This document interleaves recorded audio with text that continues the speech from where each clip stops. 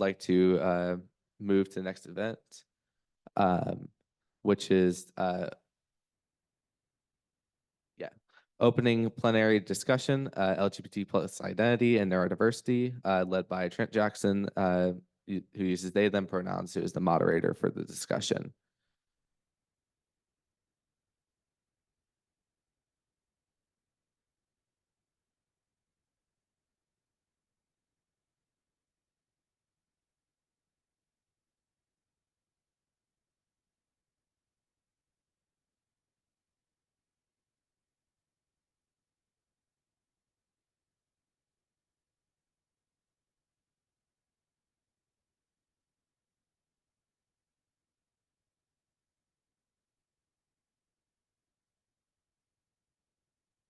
Morning, everybody. My name is Trent Jackson. I use they, them pronouns. I am excited to bring this panel to you this morning because it represents a big intersection of identity for so many people.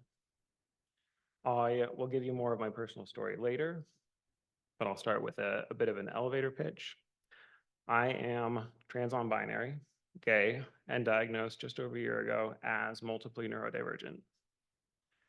I'm turning 32 on Monday. And not only is the eclipse happening on my birthday, but at the time of my birth, which my understanding is that with the right combination of crystals and other accoutrements, I will finally be getting those magical powers I always wanted when I get to the path of totality. So pardon.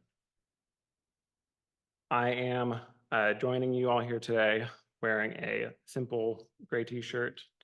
I'm wearing a kilt that features primarily black, blue, and green with a number of fun pride pins. I'm wearing squarish framed glasses. I have pale freckled skin, very long blonde hair, and a kind of bright red beard. I'm seated on the stage here in the Student Union Ballroom. It's a very cool space because I get to look out and see everybody sitting here with me at a number of round tables. And I'm very excited to be seeing all of you here. Behind me is a lovely backdrop that the Student Union folks have put together for us with a rainbow of colors, including one of my favorites in the middle, featuring some more trans-focused colors that I think really make the whole thing look great. I have scripted a handful of my remarks today because the truth is that I am terrified to be up here. And I know that that's not an uncommon feeling for a lot of folks. But the thing is that I'm so excited to be talking about this topic with you today. And in the face of that excitement, a little bit of accommodation can go a long way and make this possible. I've been excited for a long time to do this too, because over a year ago, I told Will I wanted this to be something that we discuss with the LGBT plus college conference in 2024. Something that brings excitement for me is that the term late diagnosed is what I would consider a peak example of better late than never. And though in this space, I want to be very clear that we are not diagnosis supremacists, which is a term we might talk about a little bit later. But it's something that, for me, again, has represented a huge opportunity to learn more about myself, to kind of improve and grow my perspective, both of myself and of the people around me, and to meet some really great people along the way. Through a confluence of events that I couldn't possibly have predicted, I had the pleasure of connecting with Katie Munday, who is going to be sharing with us some of their research. What was that? Just waving and saying hello. Are you ready for me? I am, yeah. That's my voice. Is that what I sound like? Anyway, no.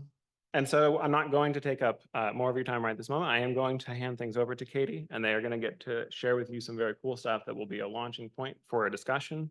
If those of you on Zoom have questions, you can type those into the chat. And we will also have questions accepted from the audience when we get to the discussion portion, and you get to meet the rest of my panelists. All right, Katie, take it away. Hi, everyone. My name's Katie Munday. I use they, them pronouns. I am a large white person with a headset on. I've never used a headset in my life, so please bear with me. I know a lot about gender diversity and neurodiversity, but technology is a bit for me. My accent is a little bit different to some people's in the room because I'm coming from England today, and it's actually about 4 o'clock over here. So excuse me whilst I sit here in my grey pajama top. I wanted to share some slides today, but I'm not sure how to do that on Zoom because I don't think it's enabled at the moment. So bear with me. If not, I'm really happy to talk about things off the top of my head, if I'm honest.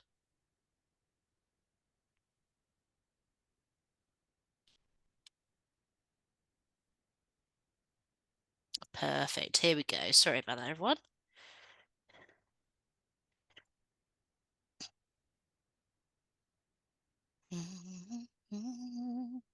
You've got to have a little hum and a little sing between going from the thing and putting your slides up. There's got to be a hum and a sing there. So today I'm going to be talking about autistic adults' experiences of seeking gender identity healthcare. This is work that I've been doing along colleagues of mine, and I was a person who is both trans and queer on this research as well. And we also had another autistic colleague working on this as well. So I just wanted to share an overview of kind of what we found out. And some of the things might not surprise us today, but there might be a few interesting things in there too that's definitely worth sharing today. So a little bit about me before we get started. I, like Trent, am a multiply neurodivergent person, very recently diagnosed as well. I got diagnosed when I was 30, and I'm now, how old am I now? 33. I got diagnosed autistic and OCD at the same time. I had no idea when I went in for my autism diagnosis that I could come out with a kind of 2 for 1, but there we are. I also just consider myself queer in pretty much every uttering of the way that you could think you might be queer. I'm neurologically queer, and I am kind of sexually, relationally, and kind of gender expression as well. I'm a community researcher in healthcare inequity, and I've did my master's in research in gender studies, where I explored trans and non-binary autistic adults' narratives. I was really interested in there's a lot of research there that looks at the overlap of being trans and autistic, but there's not a great deal of that actually talks to trans autistic people. What are our thoughts? What are our feelings? What might be our support needs? So that's what I did for my master's. I've literally last week I got told that I'm doing my I've just got my PhD candidacy, so I should be doing as of October, I should be a PhD candidate. Heaven help me now. I should be doing that on trans and gender diverse autistic adults' experiences of health and social care inequity in the UK. I also go by Autistic and Living the Dream, where I do advocacy work, consultancy, training. I'm everywhere. I like to keep busy, definitely. So what did we do with this work? Well, we spoke to 17 gender diverse autistic adults about their experiences in accessing or trying to access gender identity healthcare. There are very few research articles which focus on this area, despite that growing evidence that there is actually a large overlap of autistic and gender diverse identities. Now, that's not to say that every autistic person is gender diverse, and of course, not every trans person is autistic. It just means that actually, despite the fact that the World Health Organization thinks that autistic people make up 1% of the population, actually in queer spaces we make up a larger proportion than you might think, based on us being 1% of the world. So this work was done with Harley Bruce, who had practitioner experiences. She was actually working with a person who had dissociative identity differences. I'm not huge on the word disorder. And they were trying to go in for gender identity healthcare as an autistic person as well, and were basically denied any kind of gender identity healthcare. So couldn't even get their foot in the door, do any talking therapy, let alone anything else they might have needed or wanted from gender identity healthcare. That was based in the UK. I have lived experience as a trans autistic person within gender identity healthcare as well.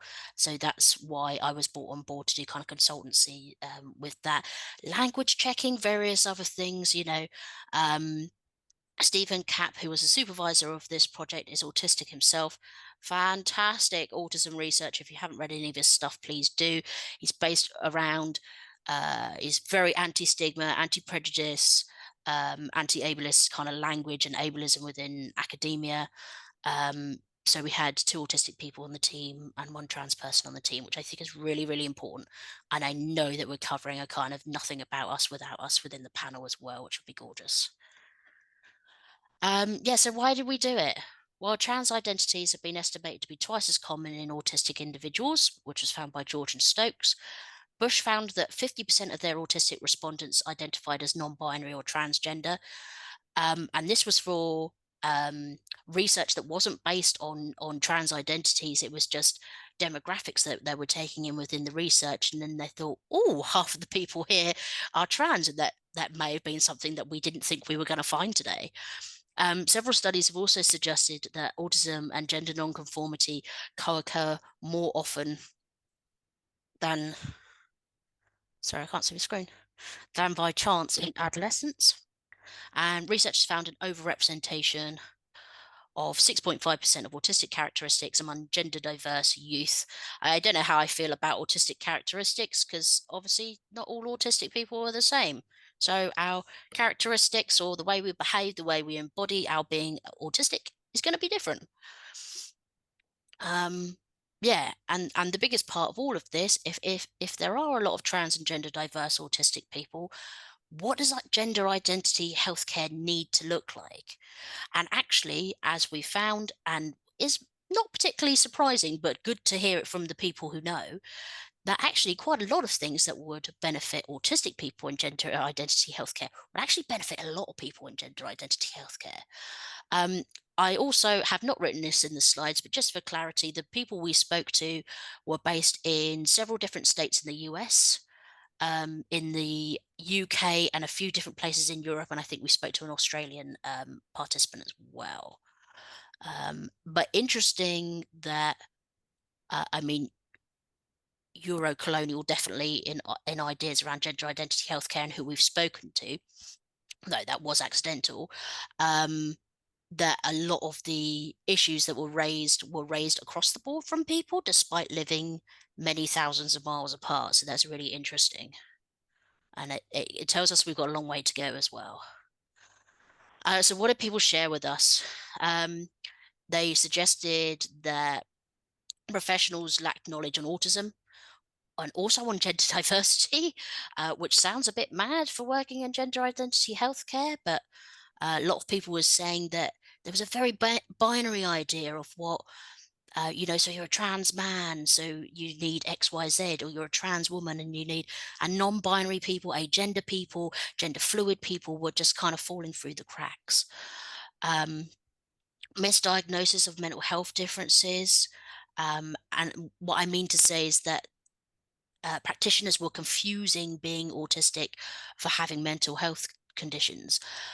Now, the fact that a lot of autistic people also have mental health conditions as well, and obviously trans people can do anyways, mostly based on how poorly we're how poorly we're treated in everyday life. I'm not surprising anyone by saying that, unfortunately. But actually pinpointing autism as a mental health condition when it isn't is not particularly helpful. There were definitely accessibility issues as well. Unmet sensory needs came up quite a lot, especially around bright lights and various other things. I'm going to share some verbatim quotes in a minute because they do it so much more justice than I can do. Disruption to routine, lack of local services, especially in the States. I mean, I'm not surprising anyone here today by saying that. If you've got to cross borders, go 5 hours out of your way, catch a plane, whatever, that's a lot of pressure and a lot of money and a lot of time and a lot of energy to put on to put on anyone, but also to put on to autistic people as well. And limited communication methods and supports. Choices for everyone. Everyone benefits from having choices and having different ways of being able to do things. Unfortunately, this wasn't what the people we spoke to have experienced. Bureaucratic and monetary barriers, long waiting list, definitely an issue with that. In the UK, we have a waiting list between 2 and 7 years to get your first appointment within gender identity healthcare. And that's just your first appointment. This is just like, hey, I'm Katie Munday and I need help with you, or I'm interested in this, or I'm questioning. This is not even starting with anything else. So actually quite a lot of people start off in children's services, which is this is not very academic for me to say, but a hot mess at the moment in the UK, and I appreciate that it is in the US as well. And also, so maybe starting within children's services and then moving on to adult services, and a lot of stress comes with that, and a lot of lost paperwork and everything else.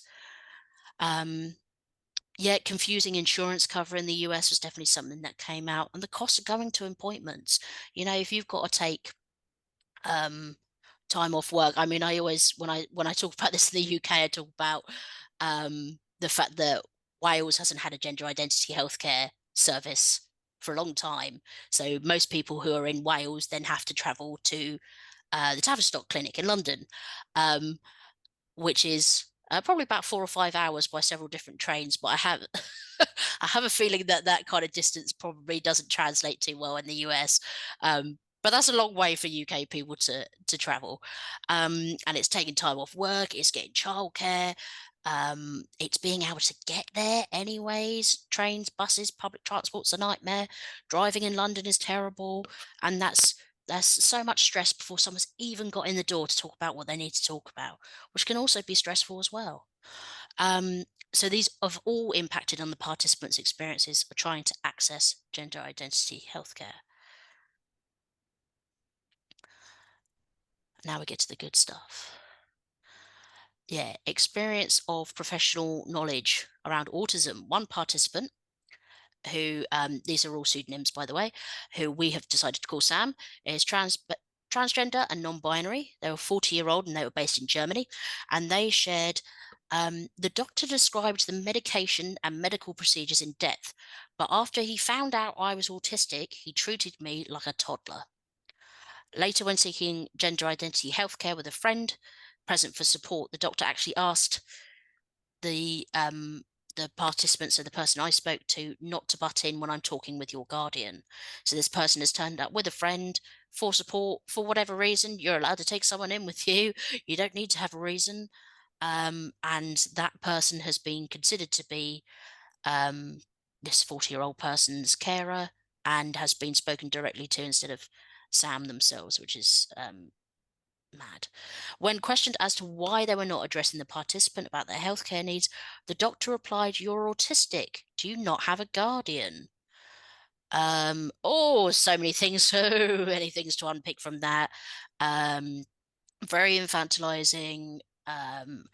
Suggests that all autistic people need I mean, I don't know what they called them, guardians. Guardian just sounds very infantilizing to me. I would suggest like personal assistant is a word that we use in the UK for a lot if you need a bit more support if you're going out and about as an adult. So yeah, and this kind of I've seen this actually in disability cancer care that I'm doing at the moment around the assumption that disabled people just have this support network. We have this support network, whether they're paid for or not, or we've got the money to pay for this support network, or we have the access to these funds. And I don't know where professionals are getting this idea from because it just doesn't exist. And experiences of professional knowledge on gender diversity. Some participants actually had to hide their identity or constantly advocate for it. So it was a real one end or the other. It didn't seem to be quite middling in any way. So a person we've called Nora, who's a non-binary person, aged 23 in Norway, was denied gender identity healthcare because I'm autistic and because I said that I was non-binary. So what they shared was that the professionals they were talking to almost just didn't but well, you're not, well, why would you, so do you want this surgery? Well, no, not really. And do you want do you need HRT? Do you need hormones? well, I don't know about that at the moment. So they were just kind of, the professionals were kind of confused why this person was here, even though a great part of gender identity healthcare is about working out together in a safe environment with someone, endocrinologists and people who are specialists in this area, over what might really benefit you and your body as a trans or at least questioning person. Similar was experienced by Riley, who was a non-binary person aged 34 and was in Canada. And they share that the doctors just don't understand how gender is expansive and how these surgeries allow people to be expansive on their bodies, even if it doesn't look like a binary body or have binary hormones. Well, they don't understand why I would still want breasts according to them, so breasts in inverted commas, but want to go on hormones. So it sounded like a lot of people were saying, were sure about what they wanted. This is what I want from my body. This is what I want from my gender identity healthcare journey at this point, and getting a lot of kind of negative feedback from that. Quite a lot of invasive questions, which also include how would I explain it? Sexual relations with their partners or future partners and stuff like that as well, which was completely and utterly, distasteful and not useful and none of their business. So we've got all of this knowledge now, which has actually added to, thankfully, something that is growing. I know that in California, Jonathan F. Strang and company are doing a lot of work around gender identity healthcare for autistic young people. So this information is coming and they're doing it with autistic young people, creating frameworks around that, which is brilliant. So I'm hoping that this is the start of a real turnaround from research and patient participation, anything like that, which is focused from occurrence, but actually into, okay, so what can we do about it? What can we improve about the services that we're giving that make it more accessible to more people? And we found out these were all recommendations from people we spoke to. So training for professionals on autism and gender diversity. I think I go into these in more detail in a minute. I'll still talk anyways, why not?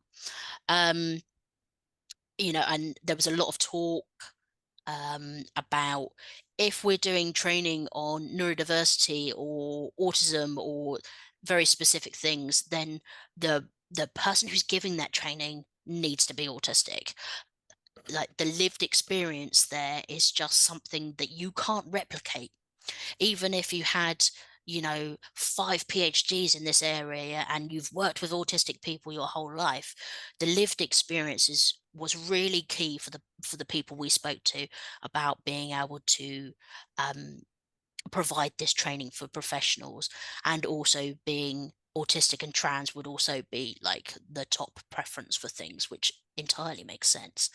Choices for communication, like I was saying earlier, like, choices are important for all of us. A lot of us busy, we've got a lot of responsibilities. So, in the UK, I don't know what it's like in the US, but the amount of spam phone calls you get, especially after we came out of COVID-19 lockdowns, the spam, the unknown numbers, the withheld call numbers, all of this. So actually picking up your phone to an unknown number, which the NHS do, it always comes up as an unknown number. So I had ever so much issues with my pregnancy because my midwife was always calling me, but they were calling me from with what looked like a withheld number. So you can see how that can cause issues, especially with anxious autistic people. So would email work better? Would face-to-face work better? Again, snail mail in the UK is absolutely dreadful, but letters are also an option, of course, as well. Clearer paperwork and insurance cover. I appreciate that insurance people want to make their money, so they're not necessarily going to make that as clear as possible, but it would be brilliant if they could. Offer accommodations from the beginning of treatment. So don't wait down the line until someone's struggling with something and then talk about what they might need. Have that kind of start off conversation with the people that you're supporting about what they might need, and do that across the board. Don't just do that for autistic people, and don't do it just for diagnosed autistic people. You've got an idea that if you work in gender identity healthcare service and you think, oh, the overlap's pretty big, just kind of take that into your sessions and stuff like that, and think, yeah, I might be working with someone who's neurodivergent here, because that kind of thing benefits everyone anyways.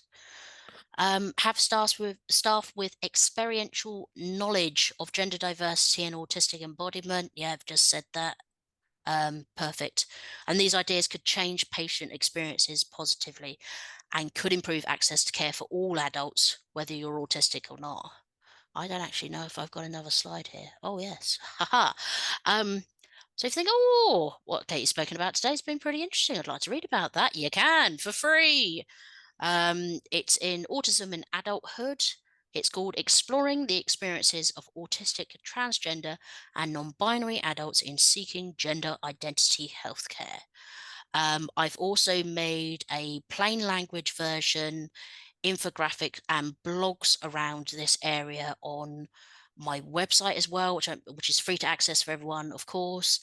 So yeah, and if anyone's interested in anything else I've spoken about today, this is where you can reach me. You can connect to me through my website, which is where you can also find the paper I've been speaking about today. I talk about trans autistic issues a lot. It's my big thing at the moment, personally, professionally, academically. It's my thing.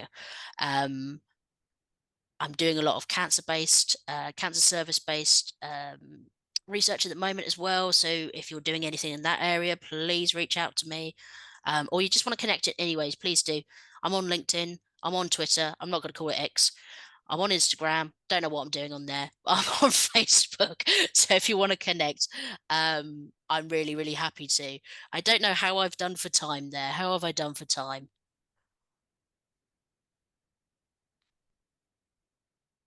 If you would like to wrap up the research part of it, we can proceed to discussion. Yeah, I'm really happy to proceed to discussion then, if that's okay. All right. That sounds perfect. I would like to, yes, thank you, Katie. It was an incredible wealth of knowledge that you have shared. I'm excited to also be welcoming to the stage our other panelists, who we're going to get to see some additional perspectives that they will be sharing, in addition to additional input and feedback from Katie. Again, I want to thank all these people for participating, and I would like for you to first get to know a little bit more about who they are. So Kirk, if you would, let the room know a little bit about who you are. Hi, I'm Kirk Aldave. I had a script in my brain, but it's not there anymore, so I'm winging it. I'm wearing a black t-shirt, it's Willwood, and some navy sweatpants. I also have squarish glasses, and I got tan skin. I don't know what else to say. I'm part of the Lambda, so it's like a queer social club. I'm pretty sure that's what you can describe it as. And I am not diagnosed with anything. I am seeking diagnosis, but according to people I have met, I am visibly something. So yeah. Thank you, Kirk. One thing I'll touch on, since I mentioned that we'll probably discuss it. Diagnosis is something that there can be a literally infinite number of reasons that people may not get a diagnosis, may not choose to get a diagnosis, may not be interested, etc. There's lots of reasons, including things like safety, security, and access to other healthcare. So again, we are not at all going to allow some of the diagnosis supremacy attitude in this room. So when you have questions, if somehow you've brought that in here, you can go back out the door with it, because we're not going to entertain it. But I'll now allow Jillian to tell you about them. My name is Jillian. Jillian DeGrie. It's pronounced like the weather or like the college degree. I have short blue and red hair, and I am in like a burgundy button down and a green vest. I was diagnosed when I was 20 with both ADHD and autism. And if you've seen the conference display outside, that is all my work. It's based off of my research that I've been doing on the stigma surrounding autism and how that affects autistic adults, specifically late diagnosed adults. And yeah, that'll be up for the duration of the conference, so feel free to check that out. And be sure to write out some comments and feedback once you have checked it out. That way Jillian knows how you enjoyed it. I am going to kind of start some of the discussion portion with questions and topics that we somewhat collectively determined were items that we felt are important. And we'll also do some things that are kind of branching off of the research that Katie shared with us today. One of the terms that I kind of want to introduce to anybody who's not familiar with it yet, although it is one that it is very difficult to understand it without living the experience. But that is the experience of autistic masking. And there are similar masking behaviors that are kind of attached to many shapes of being neurodivergent. But it's ways, in short, that we pretend that we are not different than everybody else. And often those are things that we do without conscious action, but because doing things in a masked way is safer for us, because often it's a response either to trauma or to a threatening environment or people, etc. And again, it's not something that, is actively chosen, but it also can, be a somewhat unique experience for each of the people who are experiencing it. And so I would like, I'm gonna start with Kirk, to ask about some of the ways that you have recognized masking in your life and just some of that experience. So in middle school, here's some lore about me. In middle school, I used to be very monotone, and I used to be so monotone that my mom got mad at me a lot. And so I had to like physically outlearn the monotoneness, and it got to a point where now I'm overexpressive and really loud. So in terms of masking, I'm not good at it. Clearly, if you've met me, I'm not good at it at all. But it could be better. Not masking, I mean not masking. I could be a lot worse to the people I know. I hold myself back. But sometimes it's like, I wouldn't say tiring, but if you know like the feeling of like being cold and trying not to shiver, that's the closest thing to masking. You're just like, dang, why? And so that's my experiences throughout my life. I really like that being cold and not shivering example. This really gives a physical description. I like that a lot.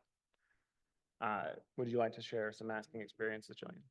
Yeah, I grew up masking very heavily, and for me, it was something that I didn't realize was happening. That's a very easy thing to happen with a lot of people that aren't diagnosed early in life. And from my experience, that's because you aren't getting your needs met, and because your needs aren't getting met, you're like in a fight or flight mode, and your body automatically corrects into a way that it thinks people will accept you. So I grew up a very heavy masker.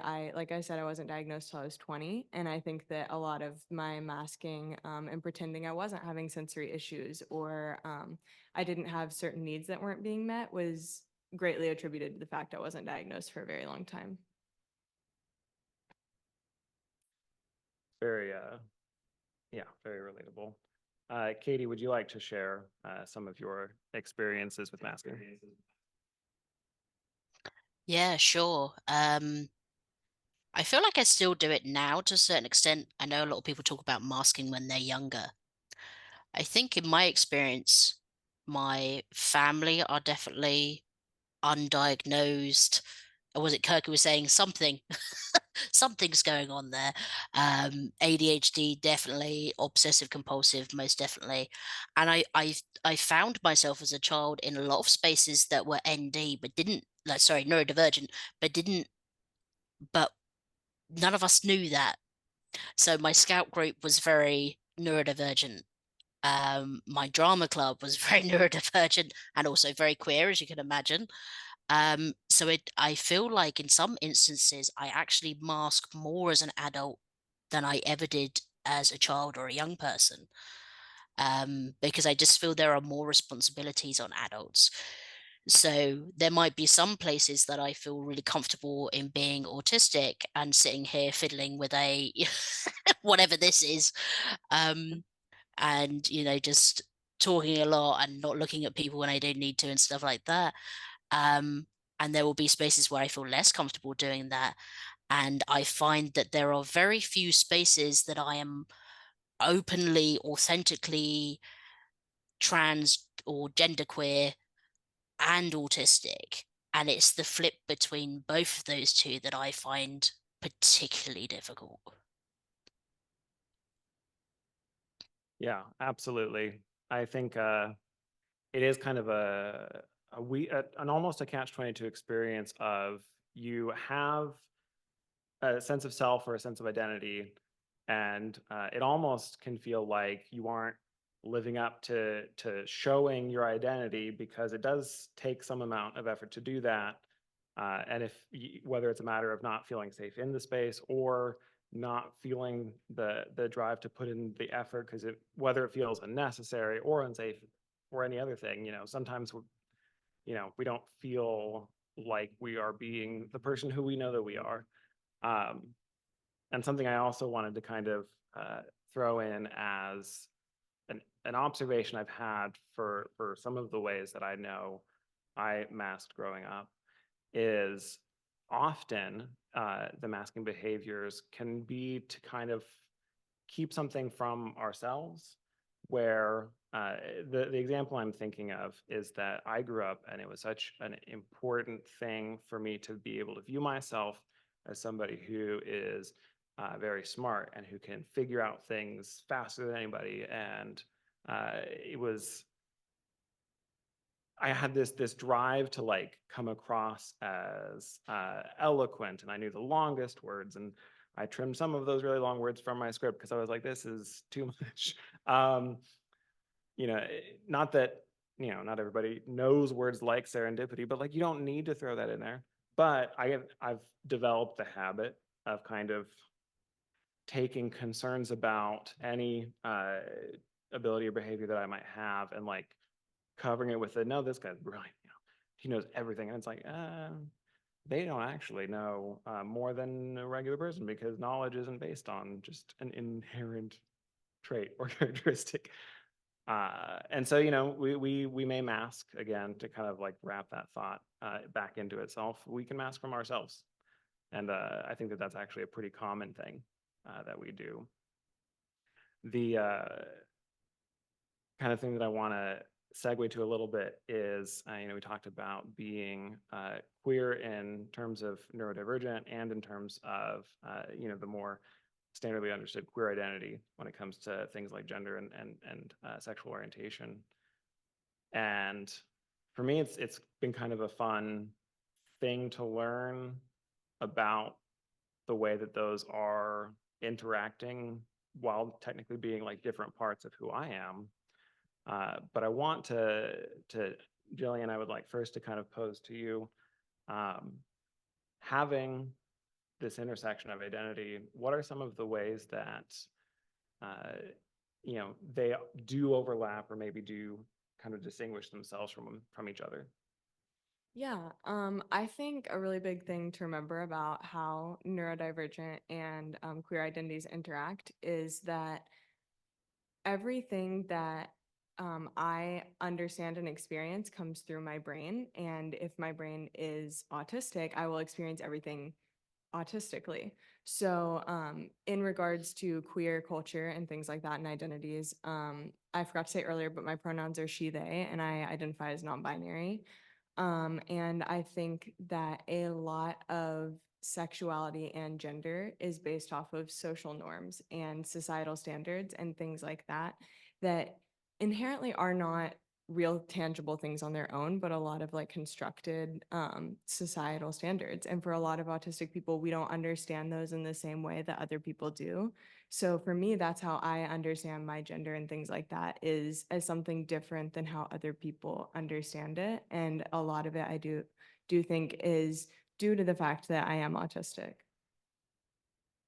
I can relate pretty strongly to that, because I think, though, for myself, I understood and had kind of identified and labeled my non-binary identity moderately well in advance of knowing that I was also autistic, had ADHD, et cetera. And so it wasn't really informed by that because I didn't know it yet. But I do think that the reality is that it was very much affected, because when I was looking out into the world and seeing the societal expectations, the gender norms, those things, there was not a point in my life when they made sense. And some of this sounds a little bit akin to a like classic, young gay boy who grows up to be a drag queen story, even though I would never in my craziest dream actually want to perform as a drag queen.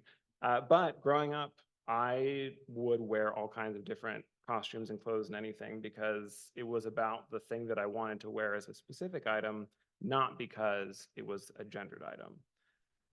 And that feeling has not shifted or changed since being a kid. And so it really made it easy for me to confirm that piece of my identity, and understanding later that often an autistic brain will see societal expectations and be like, no, that doesn't make sense, reject. I'm like, yeah, okay, no, that fits. I would like to pass it over to Katie to give some of your experience of the intersection of being queer in multiple ways. Yeah, I'd like to actually add to what you said, Trent, about wearing clothing for the clothing's sake. And I don't know about anyone else on the panel today, but comfort is key. And as I get older, I'm still young, but as I get older, like comfort is more key. And now I'm a mum to a 3-year-old, comfort is definitely key. So I have a lot of sensory issues around a lot of different fabrics, the way it touches or doesn't touch my body in certain areas. Um, and some of them have been really long-term kind of differences or issues that I have. And some of them depend on how I feel when I wake up in the morning, or if I'm having a bad day, or if I've got like low energy. I also suffer with chronic pain as well. So it's all wrapped into how do I express myself through clothing? And the answer is I don't express in the way that I would love to, that I would love to be very um mask presenting, jeans and a shirt kind of person, but I don't own a pair of jeans. I couldn't think of actually anything worse to wear than a pair of jeans with the pockets and the buckles and the this and that. So actually for a lot of people, I'm still assumed my assigned gender because I do wear a lot of loose fitting kind of cotton dresses. And I love that as well. And I've got this kind of hippie aesthetic when I'm not sat here at my PJs. Um, but it's not the way that I would like to express myself because I just can't physically do that. And I can't really remember what the question is, but hopefully that adds to it. Absolutely. And this may be a matter of me telling a tale outside of school, but as I pass things over to get Kirk's insight into this, some of the intersection of identity, you had asked me the question for this panel about is there a dress code, or should I wear something specific? And it's true in a lot of places in my life when people ask that question, I'm strongly inclined to always say, wear what you feel comfortable wearing, because to me, that is like so much more important than matching a dress code or matching any particular thing. And as a small tangent within that, I had worked for a number of years in a management position. And so the question of dress code from the employees who I worked with was actually a pretty common thing that would come up.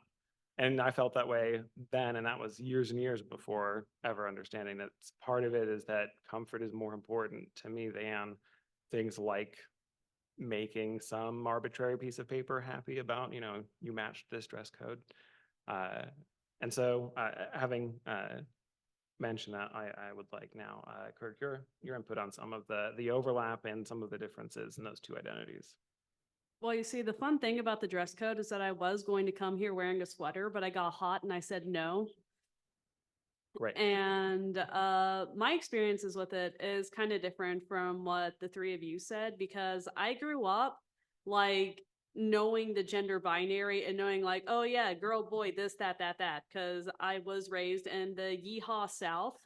And that's what the Yeehaw South likes. So, I knew the rules and I didn't care about them as much as the other kids did, but it went to a point where I knew exactly what I didn't want more than I knew what I wanted. And so I knew what I didn't want as a person of like my assigned sex. And I'm just like, no, that's gross. So I have to be the opposite. I don't have to be the opposite. For context, my gender is the equivalent of non-Newtonian fluid. So I don't know what it is. It's there and it exists, but it took a bit of like struggling over. It's not a binary. It's just a weird little mesh of things and you can poke your finger in it. But that's kind of like, and the thing is that growing up neurodivergent too, it's like, I knew the rules. The rules were there, social rules. You learn. Why? Why is it there? It's dumb. It's stupid. And teenage me figured it out real quick. I went to an art high school in Nashville. So I got up to speed real quick there. And that's when I figured out that social norms are dumb. Absolutely. And I think it's a good example of something that if the world could learn that from the autistic community and everyone who's neurodivergent, it would benefit all of us if we just knew the norms are dumb. No, you're totally right, though. I'm going to slightly segue into a related topic, but I do want to let the audience know that if people have questions as I'm going along, we can receive those. We'll have the microphone brought around like we have had for earlier sessions of this conference. But I'm gonna now discuss with these folks some of the coming out experience, because many attending may be somewhat familiar with what it can be like to share with people being a member of the LGBTQ plus community. It shouldn't be a shocking topic for this conference. But interestingly enough, for many of us, whether out of necessity or to share ourselves with other people, coming out neurodivergent can have a lot in common with that, because sometimes it might be a matter of not feeling safe in a space, much like if you were to tell somebody that you are a lesbian, that might feel unsafe to do in a lot of environments. And so there's a lot of similarity, but there can be some differences. And so I'm gonna bounce right back to you, Kirk, to find out with your experience of kind of sharing those parts of yourself with people, how has that perhaps differed, especially like based on the environment that you're in or the person that you might be sharing this with?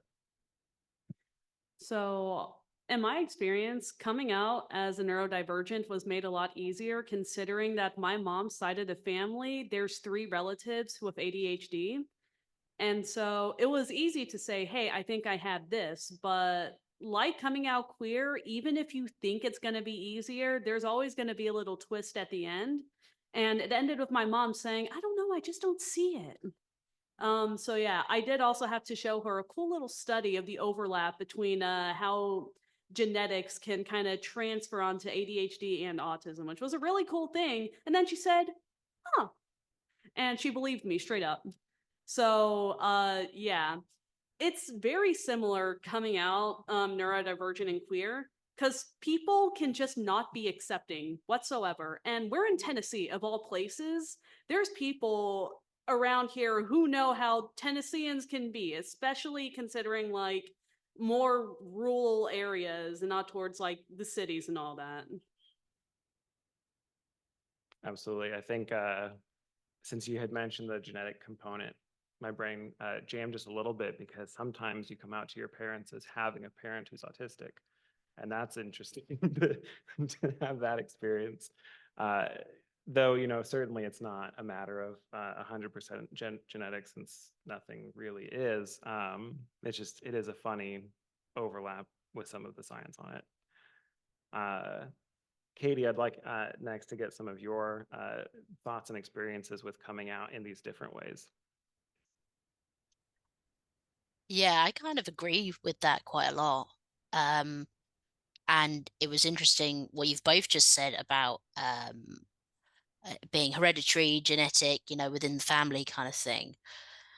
Because then when you say, oh, I'm going in for a diagnosis, and I think this is what, so my story around my diagnosis is I started working in the disability charity sector about 9 years ago, 10 years ago now. And as I was starting to get to know a lot of the young people that I was working with who are autistic and ADHD, I was like, oh, hello. We've got quite a lot of similarities to each other. So then I was like, yeah, I really need to look into this. So when I did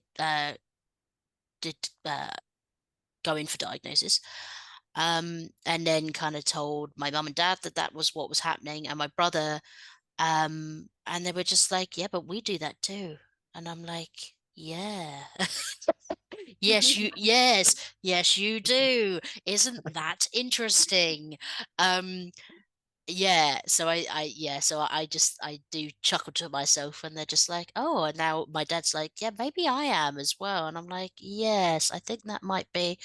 So a lot of us actually might not get picked up because actually our families are neurodivergent in various different ways. So, well, I used to be like that as a child, or yeah, no, I really struggle with that too, thinking that of course that because you do that is a common experience among other people that we just don't talk about, because going back to social norms, you don't talk about things when you struggle with things or when you feel things or certain things like that. It's all a bit, especially in England, it's very, you know, stiff upper lip and kind of stuff like that, especially in some in working class families, especially a big thing over here in the UK. So Yeah, definitely. I think it is something where, I kind of mentioned it at the very start of this session, but knowing this thing about myself has, been a very eye-opening thing. And like, I wouldn't have begun to think it before I did.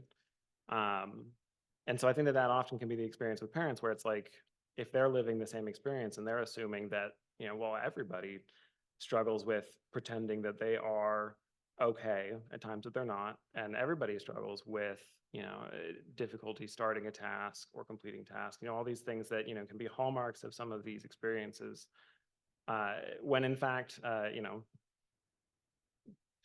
there are very clear reasons that, your brain is processing things differently. And so I'd like to pass it now to Jillian to get some of your insight. Yeah, I don't think I'm gonna surprise anyone here when I say I have the exact same experience. I come from a family where everyone is extremely neurodivergent, even my younger sister who's adopted. So no genetic ties and still very neurodivergent as well. For me, though, that translated into a lot more of, I think, what Katie was saying when they were talking about their experience of like, that's a pretty normal thing. There's definitely a lot of comparison that happens there of like, well, you don't act like this person, or this is something that everyone experiences for sure. So in my personal experience with comparing coming out as queer and coming out as neurodivergent, I received a lot less acceptance for coming out as neurodivergent. A lot of people thought I was faking it. A lot of people began treating me extremely differently. Going to like from being close with me to treating everything I do as very annoying, if it was related to being autistic or not. So my personal experience, the comparison and then the expectation from society as well as family is definitely a really big thing with the coming out. Yeah, I think the lack of belief in us and when we share who we are, it can be very frustrating. And I think the way that they don't sometimes take it seriously because they just think that you're being annoying. To use some of what you were saying, because I think that happens a lot, and it goes in often to some of what we talked about with the experience of masking, where you think I've become annoying now that I'm sharing this part of my identity with you. You don't understand that our entire relationship up until this point, I have been taking an experience that for a lot of us is a very painful, suffering experience, and just like shoving it down so that you would be fine. And it's not a very fair thing to be like, oh, well, now that you're honest with me, I don't like you. Like, that's really hard to hear and to deal with. And I think something I kind of want to, in just a moment, Katie, I'm going to see if you have maybe some particular expertise with this, but I wanted to kind of bring in the named topic of the double empathy problem, because for a lot of discussion in this area, we have historically dealt with a lot of people saying, oh, well, if you are neurodivergent and if you are autistic, then you have difficulties with communicating. You struggle to understand. You are unable to articulate yourself to those around you. And we see that messaging still, but we have additional information. People like Katie are doing research and actually, as somebody who's a member of the community, they're talking to the community and collecting this information and using it to really understand people. And so the double empathy problem, the best way that I understand it is it's suggests very directly that it isn't a matter of I have communication issues when communicating with someone who is neurotypical. It's that there is sometimes a difficulty because of the ways that our brains may work differently, communicating between us. And so the disconnect is both directions. It's not a one-way street, right? Where we are the ones with the problem. And for me, I feel that it has been highlighted as an accurate argument, because often when I am communicating with people, and I actually had a very a pleasant experience meeting with all of the people involved today over the last couple of weeks, because so much of the communication felt effortless compared to other times I've communicated with people in my life, which is not, of course, to say that, being neurodivergent equals, perfect communication, but it was a different experience where I didn't feel some of the same either pressures or like hitches in the discussion. Things felt a little easier. And so, Katie, I'll see if you have any kind of, again, expertise to share about what the double empathy problem is, and also some of your experience with it. So anyone wants to read up about the double empathy problem, that was by Damien E. Milton, who's also a UK autism researcher, fantastic person as well. So basically exactly what Trent said. It's actually across different neurotypes, not just being autistic. So, but famously is used for autistic people and what I call neuronormative people. And about how miscommunication, things that go wrong, if there's a misunderstanding in tone, sarcasm, anything like that, any context that hasn't been picked up on, it's always put at the foot of autistic people. We just don't understand. Oh, I'm just joking with you. Why do you always get so emotional?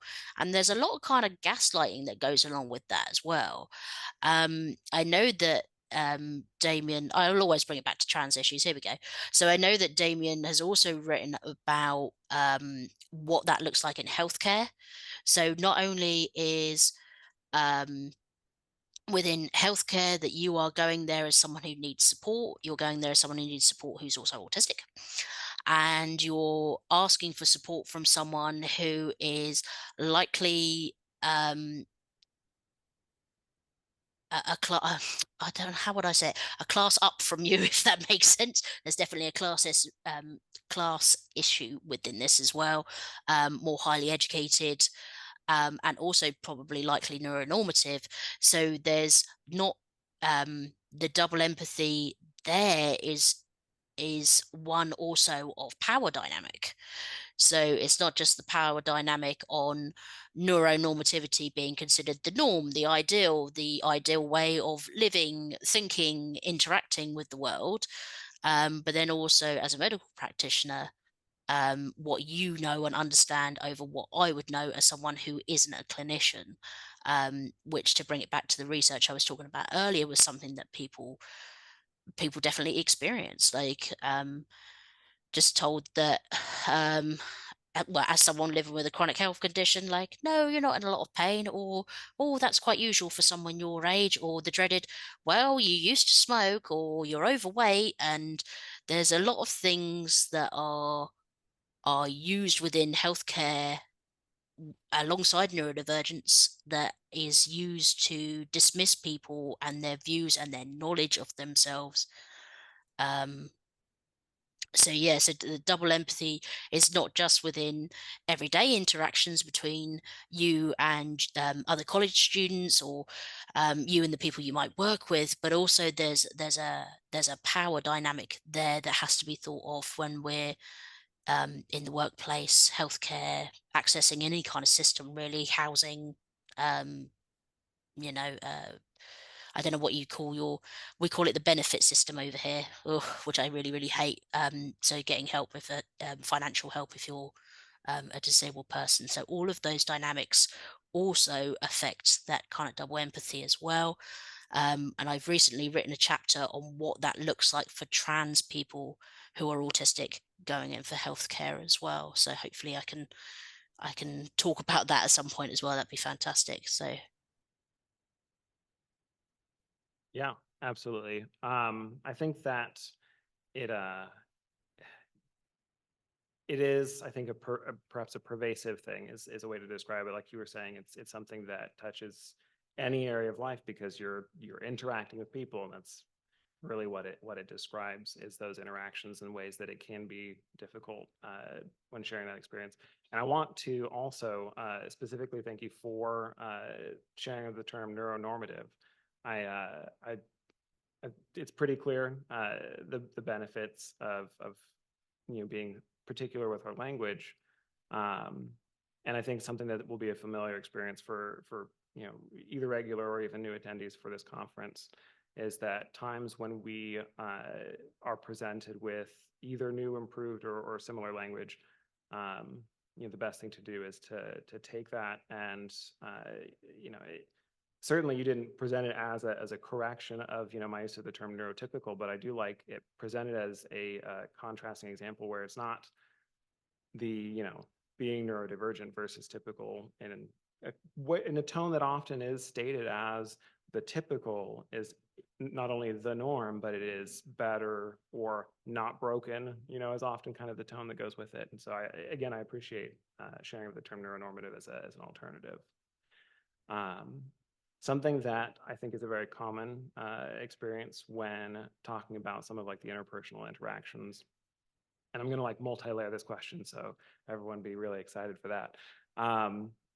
Interacting with people can be difficult when you're working in a neurodiverse space where you have some folks who may be neuronormative and some folks who are neurodivergent. And similarly, it can be sometimes difficult working in a space where some people identify with the LGBTQ plus community and some people don't, especially because kind of in both cases, out in the real world, by which I mean things like the workforce, school, times that you interact with people that maybe it wasn't like your choice to interact with them because some of us might have rather stayed home, but interacting with a mixed group of folks, it's great that we have that diversity, but again, it can sometimes be tough. And so talking about relationships, especially like friendships, which can sometimes include colleagues and others in our near spaces where we work or where we are going for education. The double empathy problem can be a little bit tough. And so I kind of wanted to get, whether it's through stories or like just a kind of personal history type telling, some of our panels experience interacting with people in places where, maybe you don't have that connection, or maybe stories where you do have some of those things in common and it might be easier. And so I'm going to start, Katie, by throwing it directly back at you if you feel ready to share some of those. Yeah, I think I touched on this slightly earlier anyways. Yeah,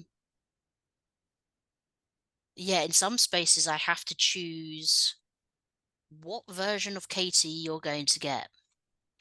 Now, I don't mean like I will change into a completely different person and it is a false person and but I mean how much of myself that I share. So there are parts of my life where I mean, I'm openly loud. I do loads of stuff on social media, like I'm sharing things all the time. So I'm not quiet in my transness or in my queerness or in my neurology or anything like that.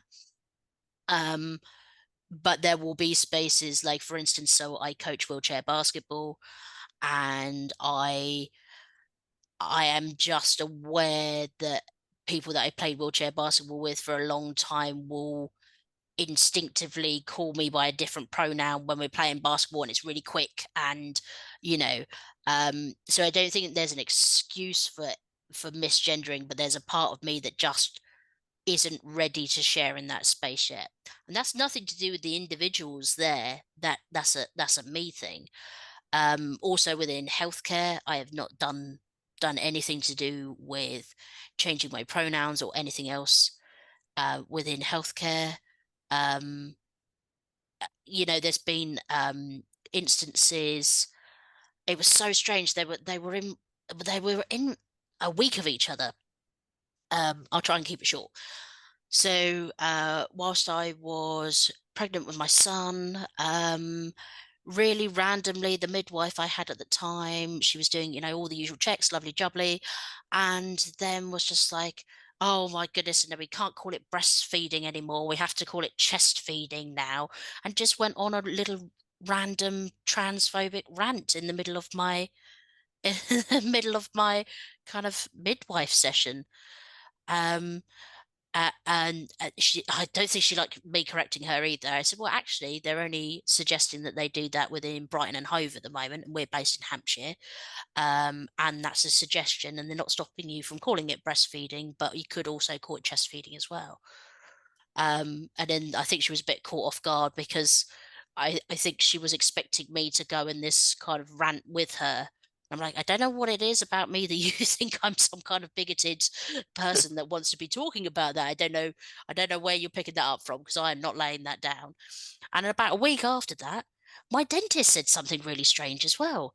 Because he was asking about the sex of the baby. And and I said, oh, we're expecting a little boy, and then he was saying, oh yeah, because I don't know about these people, you're born a boy, you grow into a man, and if you're born a girl, you grow into a woman. I was just like, what is going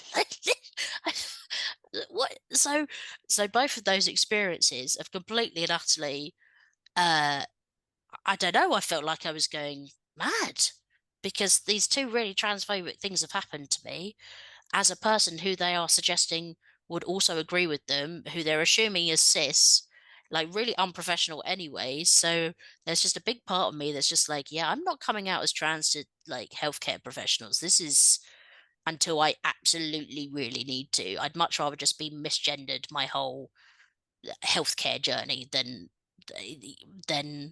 deal with whatever the fallout of having to call it chest feeding, or well, you're a woman when I'm not, is really. And people drop some stuff. I've had that in so I was part of a uh, what is it, prenatal depression postnatal depression group, and someone was going on about, oh, what do you think about so they knew I worked with autistic young people. Oh, what do you think about the autism epidemic? You think, like, mate, like, you know, I'm autistic anyways. We're in a mental health group now, and you're asking me what I think about the autism epidemic. So there's just constantly these microaggressions that are just laced throughout my experiences of healthcare, that I just think, yeah, this is not a safe place for me to be entirely who I am, and yet have not struggled with being autistic in any of these spaces, and actually had from a different midwife, I will say, completely different midwife, because they changed. Because this is going to sound really strange, but thank goodness I had gestational diabetes, because that means I had to change my midwife, because then I needed to have the midwife up at the hospital, and she was fantastic. No transphobia whatsoever.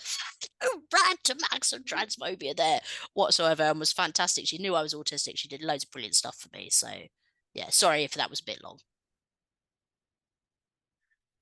Not at all. I think that was actually really a great set of stories, and I think while perhaps this is unfortunate, I think it's also a very common type of thing where these, you know, as you point out, these microaggressions often we experience them, and you know, people will ask questions like, "Why do you need pride?" And it's like, well, because people are still like this, and you know, a story, or not a story exactly, but a sort of thing I want to attach to that is a discussion I was watching a discussion that some folks were having recently, and it was an interesting point made where you hear sound bites like, well, they're changing the very definition of what it means to be a woman, as a very transphobic statement, to insist very directly and falsely that being a cis woman is not only the only way to be a woman, but that by existing as a trans woman, you are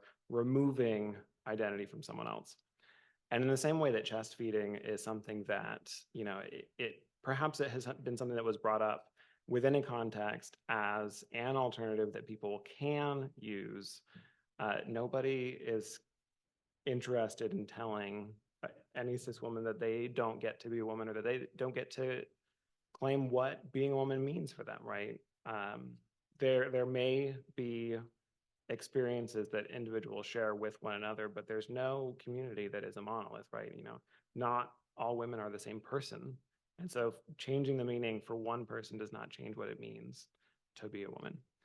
And so that's my, you know, aside about a sort of related trans experience where just the things that people assume you'll agree with are almost like doubly offensive, because it's like, did I give off transphobe vibes? Because I really hope I'm not. And if I am, please tell me how to fix it. Because I need to stop if I am. Anyway, so I really appreciate the stories. I want Jillian, next I'm gonna ask for some of your experience working with some folks where there's, you know, kind of that either a mix of people who do share some of your experiences and people who don't, and just what some of that has been like for you. Yeah, I'm an art student here, and that is just so amazing because over half of my classes are queer typically. I think I have one class where it's like maybe one person isn't. It's so lovely to have that community, but as soon as I leave that community, it's so unbelievably jarring to go out into the world and face microaggressions all the time. I feel like I definitely don't give off transphobe vibes as well, but I receive a lot of that sort of attitude at the same time. And I definitely agree about the healthcare industry. I'm seeking gender affirming care right now, and that is requiring a very long waiting time. And that's the first time I've ever had to come out in a medical field besides like to a therapist. And that's very uncomfortable for me based off of how I am treated as a young person with chronic pain issues, as well as a trans person, that I've had a lot of issues with that already. And this is the first time I've had to officially come out and pursue that. And waiting for insurance to get back to me is very scary. The microaggressions there is the worst I've ever experienced in the medical field for sure. Absolutely. Kirk, if you would share some of your experience. The biggest example of like socializing in general is like being queer and autistic was actually in my art high school. And it was during our AP Lang of all classes that our professor said, okay, we're doing a fishbowl, but I am doing nothing. You guys are talking and go wild. And I had a really good point to make. However, I'm pretty sure I was one of the neurodivergent kids in there, like one of the only ones in there. And I tried to speak up and got drowned out by so many other people that I stopped talking and just went fine.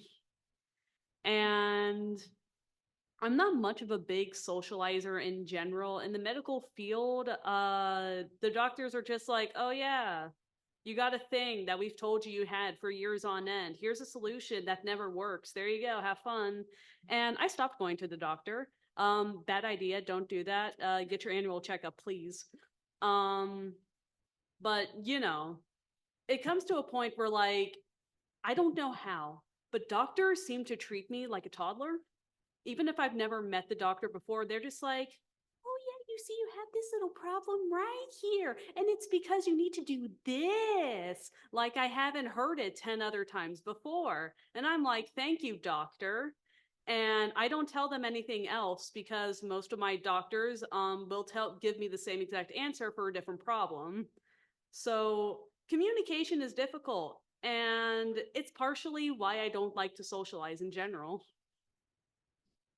Yeah, it can absolutely be a very, I think energy draining is a big part of the experience for me, where it sometimes, you ask yourself, is it worth the socializing? And it actually, it leads really well into one of the next things I want to talk about. It's going to be one of the last topics that we review for this panel. And it's not exactly dark is definitely a very strong word for it, but it is kind of sometimes an uncomfortable thing, because the positive piece of it, which, I'm not speaking for everybody, but it is a common experience, is that being neurodivergent, we with relative frequency find a greater degree of acceptance within the LGBTQ plus community because of some of the things that do overlap, where, the experiences like we've been talking about, where you have to come out to people, or you decide in what spaces you feel safe to share parts of yourself with people. There's often more compassion within the LGBTQ plus community when it comes to working with us.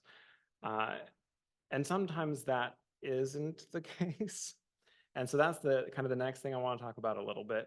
And I'm going to start by sharing something that has been my own experience and that I have seen reflected for a lot of people, which is social gatherings often are very inaccessible.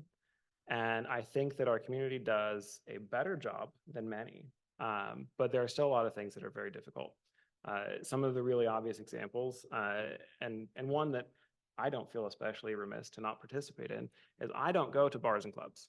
Right? That is a space that I do not feel that I am going to be able to maintain any amount of emotional regulation, because you have way too many people pressed way too close together with lights that are too dark and too bright at the same time. And all of the sound is, it's impossible to really cover just the degree of insanity that is the sound in a place like that. And, luckily, the LGBTQ plus community and bars are not synonymous, right? That's not at all the same group, but sometimes there are events or things that will take place in those spaces. And so I'm curious to know, either through stories of things like that you might have had, suggestions that you have for our community about how to be more accessible. Kirk, if you have any thoughts, I'd like to start with you. So likewise, I'm not a big socializer. In fact, I've only ever been to 2 bars, one of which I had to go out because my mom took me and I was under 21. So luckily I did not have to be in there for more than 5 minutes. The other bar was very dim and it was for a Willwood concert. So I was very happy. In terms of like, I'm not a big socializer. I don't know how to do it. And so you're going to get like a little drop in the huge bucket of socialization that is queer and neurodivergent spaces. but most of the spaces I do interact in is online, like almost exclusively online. Because talking face to face, even if it's with someone of like within your social group, is terrifying to me at least. It's like gross, and I don't want to do it. So when you talk online, not only do you get to proofread what you say, you also get to go, hey, here's your little content warning, because I think I should be able to give you a content warning before I have to verbally state it in a conversation.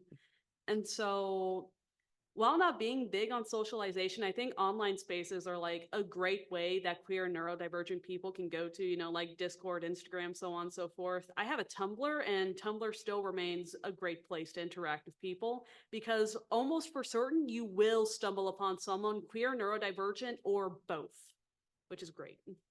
I agree. That is really great to have those spaces. I might have personally eaten up a little extra time in some of my preambling. So do we need to wrap up presently? If we're going to take a few questions, we should probably move to that. I was thinking perhaps people might have asked questions during the course, but does anybody have questions? Before I come to you, I am going to put some conference gratitude down. It is important for people to share their stories or no one will understand, but it's also a very vulnerable thing to do. And so thank you very much for everything that you've done today. And I would pay a pretty reasonable sum of money to get together each week and watch a program called Katie Munday Reacts. Because having you behind the screen has been very entertaining. I hate to say it, we have to get somebody really hateful so that we can get some of the best reactions on the show. One more thing, I'm going to steal the first question because Jillian has an exhibit, and I'd like you to talk about that just very briefly so people know to go and experience that. Yeah. So like I was talking about, I created an honors thesis, and it was a creative project, and I could do the research on whatever I wanted. So I spent about 1.5 years total researching and then creating work based off of that research and my personal experience. So the work that I have that is up in the display, like I talked about behind the desk, is about why stigma exists surrounding autism and how that affects adults. And what this show is a series of artworks that I made that are meant to be immersive, and most of the show is up right now.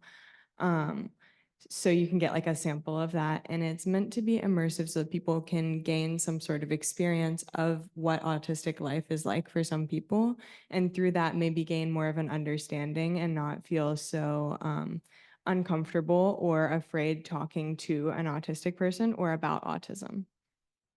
Do you have any more questions about that? I can attest that it is a very cool thing to experience. Thank you. Hi, I wanted to say thank you as well for you guys stepping up here. It's very nice to see other autistic and queer adults or neurodivergent and queer adults. So thank you again for that. I loved your art exhibit, but the sensory one was not great for me personally, because you can ask them. I like walked away from it flapping my hands. It was, but I liked it nonetheless. By the way, my name is Jace. I am a non-binary, they, them. And I wanted to say I experienced a lot or resonated a lot with you guys as someone who grew up, like I was a gifted kid. I was a high school level reading in 5th grade. So it was very great, but I did grow up very different, but nobody could see those signs because I was considered a gifted kid. We actually tried to get an autism diagnosis. Well, it was specifically Asperger's, but that's another situation in and of itself. But we tried to get an autistic diagnostic, and they said, set me in a room and asked my dad a few questions, and it was like, nope, you're fine. Bye. So that was not a great experience. But the main part of my question was, I want to eventually try again to get that diagnosis, but I do also want to try to get gender affirming care, more specifically top surgery. So it's kind of asking like advice of, should I try to get that diagnosis, or should I wait until after I get gender affirming care to get that diagnosis? First, I want to know that that's a very fair question to be asking because, I alluded to it a little bit earlier, but state by state, it can vary a lot, and it can also vary, unfortunately, by your healthcare providers. But in terms of the state part of it, they have laws in a number of our states here that either do restrict access to things like gender affirming care for those who are autistic or have any kind of diagnosis. And even if it's not explicitly that you're restricted, often a doctor may choose to do things like not provide the care that you've asked for because you have an autism diagnosis. And so it's almost impossible to give more advice than do research what you're looking to do, and maybe even see if you can identify providers that you can learn more from in advance of making a decision about what you want to do first. Can I talk about my experience? Okay. Absolutely. Don't take this as medical advice, anyone, but from my personal experience, I am pursuing top surgery with Vanderbilt, and they have a really lovely staff that is committed to helping people get coverage by their insurance. The first step for sure is, of course, checking what your insurance's rules are regarding that, but there is a sort of like clause in a lot of insurance things where they say you have to be of sound mind to pursue top surgery in order to get it covered. For insurance purposes, that can be used as a loophole to exclude autistic people. I think that from my experience, I already had the diagnosis, and so far it has not gotten in my way. But that is something to think about, is how important the diagnosis is to your daily life. Like, is that helping you with accommodations? Is it helping you with things like that? Or is there harm in pushing it off if you say, weigh the factors and one of them seems more like pressing and important than the other one at the moment? Does that make sense? Yeah, your insurance will definitely be able to help you. And if you contact the place you are going, they're usually very knowledgeable, especially Vanderbilt. They're very, very great about talking to you about the requirements of your specific plan. Another thing is, you can fact check me on this. However, if a doctor does choose to refuse any procedure, especially a surgeon, ask them to write it down on your record that they are explicitly refusing to do so, because that acts as a level of intimidation and pressure on the surgeon itself. Because no good surgeon wants to have their patient go, yeah, he said no to me. They said no to me. Because like, they want people to come to them for money purposes. So if other people know in your record that that specific person said no, it's not going to look good on the surgeon or doctor side whatsoever. Especially because it should include the reason that they have declined to do it. Do you have any other questions? We can get one more.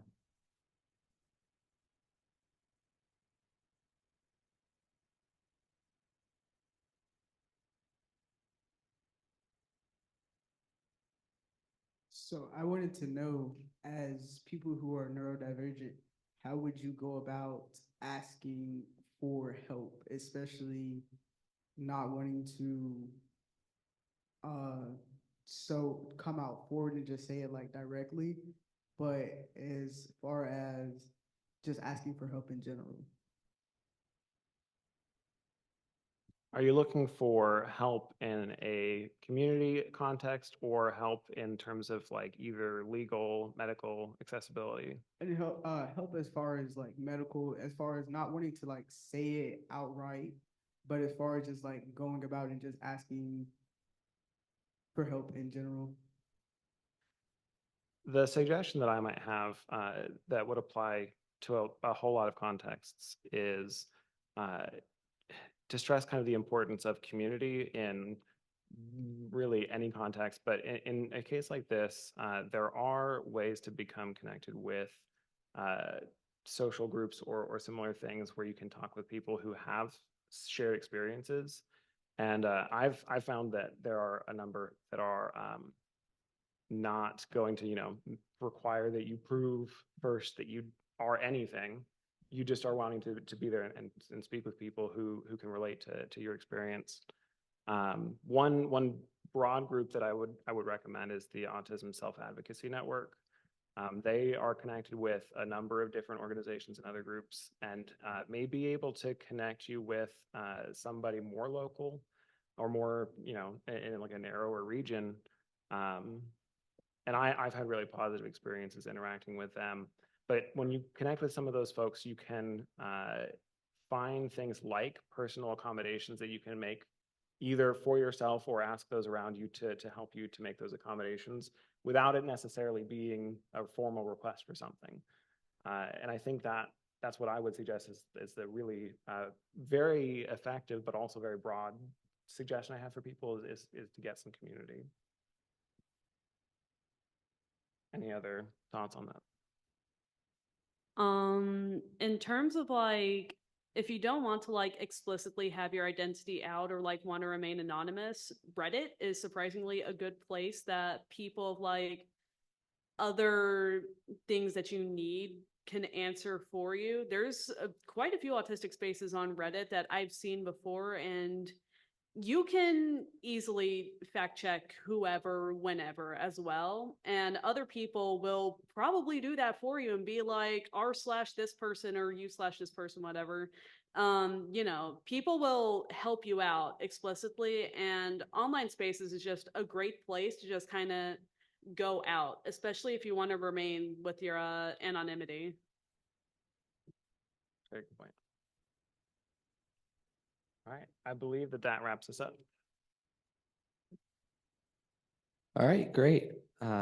Before we move on, oh, I was going to add something, but didn't know if I could talk. Sorry, just very quick. So if there was something that you were specifically struggling with at work, like what everyone else has said, you don't have to be specific, like I'm autistic and therefore this. So, but people really relate to other stuff, like if you're sitting there thinking, oh my goodness, I can't deal with another social interaction, let's say with family or whatever, you say, you know what, I've had a really busy week and I need to get going now. It doesn't always have to be, I'm autistic and therefore blah, blah, blah. It can just be, you know what, I'm really overwhelmed, I'm really tired. All these various things that other people understand will quickly react to and respond to. Or, you know, I've got a headache today, so I'm really struggling with the lights. It doesn't have to be, yeah. Just a few ideas to throw out there, that's all.